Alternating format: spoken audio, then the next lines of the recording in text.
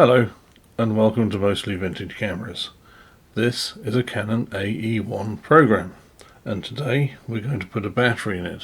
The battery we need is a PX28 and these come in two varieties. You can get a PX28 with silver oxide chemistry, or alternatively you can get one with lithium chemistry called a PX28L.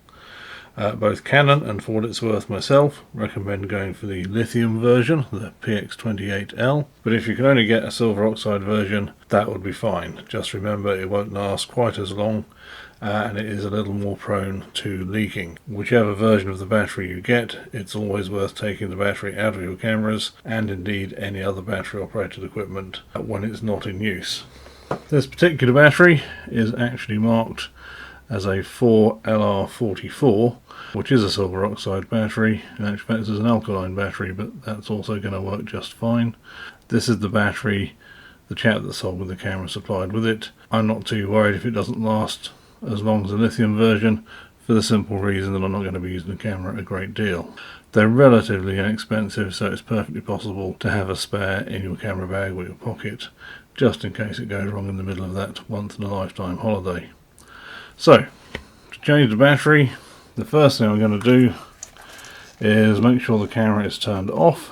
It's not vital, but it is good practice, and the L is the lock or off position on this camera. I'm going to remove this battery grip.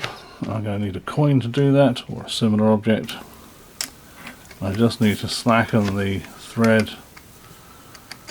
and I find it will come undone just with finger pressure. Quite a lot of these cameras have lost these grips over the years, and that's okay. The camera will work just fine without it. Now, if you're fortunate enough to still have your original flash shoe cover, you can take that off and you'll find it's got this little pokey out bit, and the little pokey out bit is intended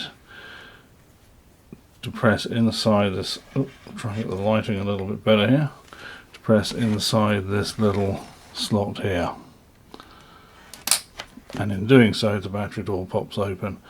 If you don't have this, then a small flat head screwdriver, something of that nature.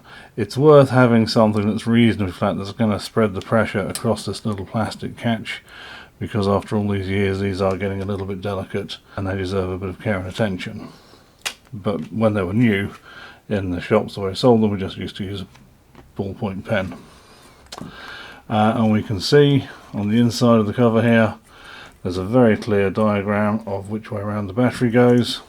So we check the polarity of the battery, plus, minus, pop the battery in. It goes in best base first, or negative first, then just close the door. I'm going to replace my flash cover as well, don't want to lose that, and then replace the grip, which is the reverse of taking it off, of course. The last thing I'm going to do is I'm going to take the lens off I'm going to take the shutter speed dial off program, turn the camera on, and just make sure it is powering up, which it clearly is. If I had a film in the camera when I did that, I'd just make sure that the viewfinder lit up okay. Now, one little extra bonus feature just before I go: if you still have the original Canon flash shoe cover, this does double up as a viewfinder blind should you wish to do a very long exposure using a cable release. It stops extraneous light coming through the viewfinder. Nothing to do with changing the battery, but a handy little feature from what is essentially a small throwaway piece of plastic. Anyway, I hope this has been useful to somebody. Thank you so much for watching, I do appreciate it. All the best.